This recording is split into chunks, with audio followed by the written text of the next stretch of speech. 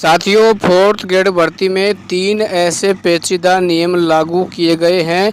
देखो भाई, सबसे पहला नियम है, यदि आपने 10% से अधिक क्वेश्चन खाली छोड़ते हैं, उसमें आप 5 ऑप्शन में से कोई सा भी ऑप्शन नहीं भरते हैं और आपके टोटल क्वेश्चन का यदि 10% क्वेश्चन यदि यहाँ खाली रह जाते हैं तो साथियों आपको परीक्षा से अयोग्य घोषित कर दिया जाएगा। चाहे ना क्यों आपकी वहाँ पे 80% आपकी परसेंटेज बन रही हो, ठीक है ना।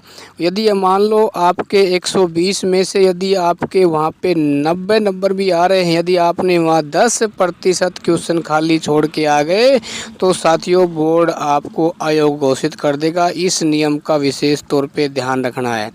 और दोस्तों, उसके अलावा जो अगला नियम है लगभग सभी भर्तियों में लागू हो गया है कि यदि मान लो आपको कोई भी आंसर नहीं आता है तो उसमें आपको 5वां ऑप्शन भरना है, ठीक है ना।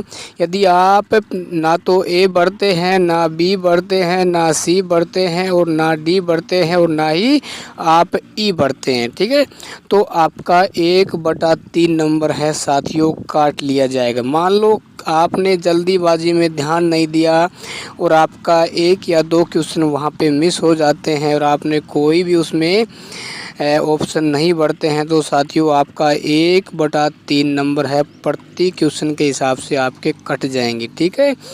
अच्छा, उसके बाद देखो दोस्तों, आपको विशेष तौर पे ध्यान रखना है इन बातों का। देखो, ये जो नियम इसलिए लागू किए गए हैं ताकि भर्ती प्रक्रिया में कट ऑफ है वो ज़्यादा नहीं जा पाए, ठीक है।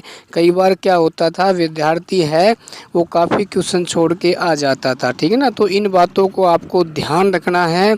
देखो, काफ़ी साथी ऐसे रहेंगे जिनसे क्या है क्वेश्चन मिस रहेंगे, ठीक है। मान लो 5 क्वेश्चन भी आप वहाँ पे छोड़ के आ जाते हैं, आपको ध्यान नहीं होते हैं तो साथियों आपके काफ़ी नंबर वहाँ पे काट लिए जाएंगे, ठीक है।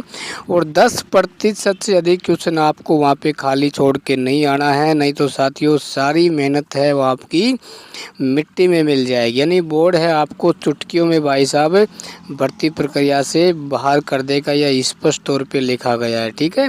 और आपका सिलेबस भी आपने कल चेक कर लिया होगा, ठीक है ना। तो अपनी टेबल पे इसका सिलेबस रख लीजिए, अपनी दीवार के सामने चिपका लीजिए और टॉपिक वाइज आप पढ़ते आइए, ठीक है ना।